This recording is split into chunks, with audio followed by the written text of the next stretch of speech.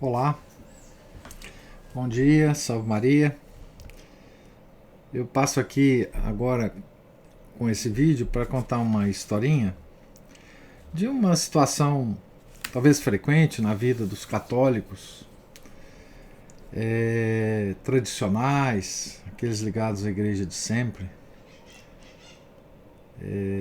A situação, uma situação exemplar, né, que ocorre na vida de muitos de nós, né? E essa situação me veio à mente porque um leitor do meu blog e muito querido e sempre me comunicando e colocando comentários, me escreve contando um pouco da situação familiar dele, e ele narra uma história da filha dele com uma reação que ela teve a um posicionamento da sua avó de 85 anos, e entre muitas coisas ela diz para o pai o seguinte, que hoje as mulheres estão empoderadas e assim que o homem não pode falar grosso com elas. Um aspecto muito ingênuo desse feminismo que assola, né, o mundo, e encharcado de ingenuidade e ignorância, na verdade, né? Porque essas pessoas não sabem a história, né? Não sabem nada de como foi a situação da mulher e ao longo da história, né? E como é que o catolicismo de fato tirou a mulher da escravidão e a deu liberdade, né? Mas para ser mais específico, eu vou ler aqui dois posts do meu blog. Eu vou deixar na descrição do vídeo os links para esses dois posts para vocês lerem com mais calma. E que a situação é muito interessante porque, assim, no dia 8 de março de 2012, eu escrevi um post no meu blog em relação ao Dia da Mulher, né? O Dia da Mulher. E esse post teve um destino interessante. Eu vou ler, depois eu vou contar a historinha em relação a esses dois posts. E acho que descreve bem a situação hoje em relação à mulher, né? Eu escrevi assim, o post tem o título Dia 8 de março, o que comemorar? Os pagãos de todas as estirpes estão comemorando hoje o Dia da Mulher. Festa pagã, tanto na antiguidade quanto agora, tem sempre dois ingredientes principais: luxúria e crueldade. A festa pagã de hoje não foge ao molde. Comemora-se a mulher que foi planejada há uns 200, 300 anos. Quem quiser saber por quem e por quê, leia Libido Dominandi, Liberação Sexual e Controle Político. Esse livro na época não estava traduzido, hoje ele já está traduzido, né? Os atuais donos do mundo, a serviço do príncipe deste mundo, sabem muito bem o quão importante é essa data e o que eles comemoram hoje. O resto, os pagãos que se acham moderninhos, sofisticados, ilustrados e vendedores do atraso e do primitivismo, pensa que está comemorando a libertação da mulher do jugo da sociedade patriarcal, pensa que está comemorando um conjunto de liberdades que a mulher ganhou por lutas das chamadas feministas. A propósito, a matriarca das feministas é Margaret Sanger, literalmente o mal encarnado. Os valores dessa devassa são os valores vitoriosos e sofisticados da sociedade de hoje. Hoje a mulher tem a liberdade de decidir se vai ou não esvaziar seu útero antes do tempo, tem a liberdade de abandonar seus filhos aos cuidados de estranhos e trabalhar, tem a liberdade de se vestir como quer. Isto apenas significa liberdade de matar, liberdade de destruir a família e liberdade de andar nua por aí. luxúria e crueldade são o que se comemora neste dia na festa pagã. É claro que para conseguir tudo isso foi preciso muito planejamento e muita conspiração, pois as sociedades eram cristãs e não aceitariam isso de bom grado. Por isso, a destruição do cristianismo, da Igreja de Cristo, é assunto de primeiro interesse para os donos do mundo. A Igreja já venceu certa vez, na Idade Média, uma gangue precursora da raça de víboras, que seria considerada muito moderna pelos modernos e que implantaria a liberdade da mulher aos moldes atuais, e que certamente implantaria o aborto generalizado muito antes que a ONU. A Igreja naquela época travou uma guerra mortal contra os cátaros e os venceu. A atual guerra não acabou e a Igreja poderá ainda vencê-la. É o que esperamos e o que pedimos a Deus. Quanto ao dia de hoje, em que a Igreja comemora o dia de São João de Deus, as mulheres conscientes e católicas vão rezar em reparação às ofensas dirigidas ao Sagrado Coração de Jesus e ao Imaculado Coração de Maria. Maria, a mais elevada criatura de Deus, uma mulher. Tal é a nossa veneração pela mulher. Mulher pura, mulher casta, mulher santa. São João de Deus, rogai por nós. Pois bem, eu publiquei esse artigo no dia 12 de março de 2012 e teve uma resposta de uma leitora muito tempo depois, né? Uma leitora do blog Anônima, né? E me dizendo uma porção de bobagem, né? E eu imagino que era leitora, né? Porque é anônima, né?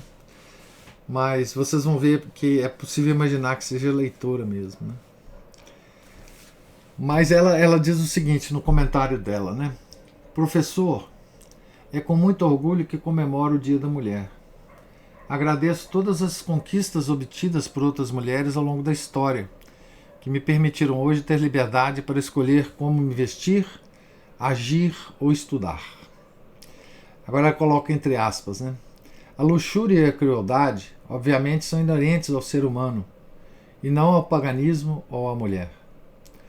Muitos mataram e torturaram em nome de Deus e da moral, queimando bruxas entre aspas também. Hoje muitos continuam a fazer isso por meio do discurso. Então, aí eu respondi essa suponho que leitora, né? Eu não imagino que seja, enfim, um leitor. E eu respondo a ela da seguinte forma, e é uma resposta que eu ainda daria hoje a essa moça, né? Eu digo assim: é de pasmar que com tantas conquistas uma mulher se esconda atrás do anonimato para se dizer orgulhosa do Dia da Mulher. Leitora anônima, será que dentre todos os direitos da mulher se esconde a covardia? Mas ela se mostra completamente doutrinada nas mentiras que se conta sobre a Inquisição e a caça às bruxas. Ela coloca a palavra entre aspas, como se elas não existissem.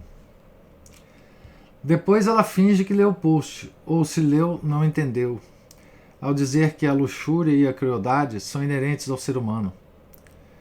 Ela está a ensinar a um católico acerca do pecado original. Vejam só, que empáfia. É claro que eu não disse que a crueldade e a luxúria é obra do paganismo, pois li o Gênesis e, com a graça de Deus, entendi bem o recado. Eu disse apenas que o paganismo faz desses dois pecados um sistema, tanto o paganismo anterior quanto o atual. Basta essa moça ler um pouquinho mais, além das besteiras que lê, para se informar de como a situação da mulher melhorou na Idade Média, em relação à Antiguidade, e piorou muito a partir da Renascença, desembocando no que é hoje. Para não esgotar as energias mentais da leitora, sugiro que ela leia um texto curto escrito por uma pesquisadora, grande historiadora, que não tinha motivos para enaltecer o sistema medieval católico, pois era protestante. refiro-me ao texto Mulher Sem Alma, de Regine Pernod. Esse texto está publicado no site da revista Permanência. No post eu coloco inclusive o link, vocês vão poder ver depois. Lá a orgulhosa e anônima leitora encontrará informações históricas precisas que poderão até causar-lhe uma exaustão mental.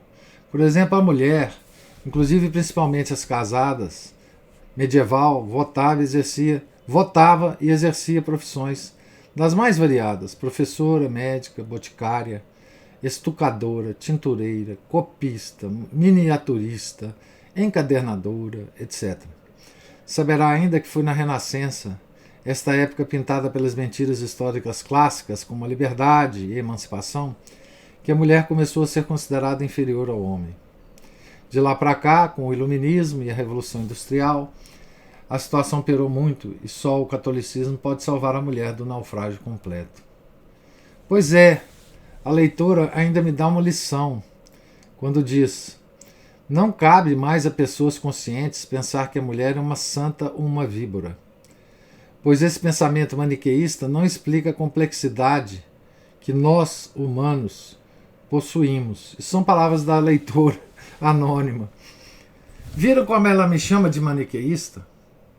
Ai, ai, ai. Será que ela já leu alguma coisa sobre o maniqueísmo? Meu Deus! Ela acha que o maniqueísmo é um sistema que classifica as pessoas entre santas e víboras e levanta contra esse sistema a complexidade dos seres humanos. Meu Deus, quanta ignorância numa só frase, ou duas. É incrível como as heresias antigas conseguem ter sobrevida na atualidade. Viva o profeta persa Mani! A leitora sugere uma leitura de maior fôlego do que a que sugeri acima. Leia Santo Agostinho contra os maniqueístas. Leia Santo Irineu contra os hereges. Leia as grandes heresias de Hilaire Belloc. Vou poupar aos leitores das asneiras mais candentes que a leitora consigna no comentário, razão pela qual não o publico. Não publiquei o comentário. Né? Então, essa é a historinha e esses confrontos que a gente tem, né, com a modernidade, né? Infelizmente, às vezes, de forma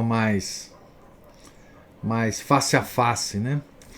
E eu termino esse vídeo, que já vai longo, com a seguinte informação. Essa leitora, possivelmente aluna da mesma universidade que eu fui professor, né? Da Universidade Federal de Minas Gerais, não sei se ela, mas uma outra pessoa, né?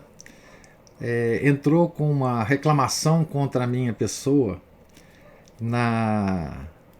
no ombudsman da UFMG, né?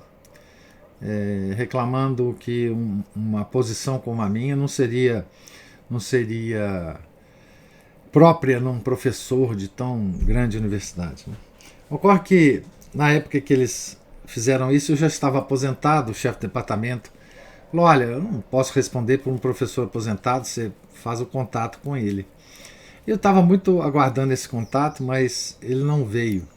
Mas para vocês perceberem como é que isso aí acontece, né? E fica aqui um pouco da minha reflexão sobre essas feministas empoderadas de hoje, né?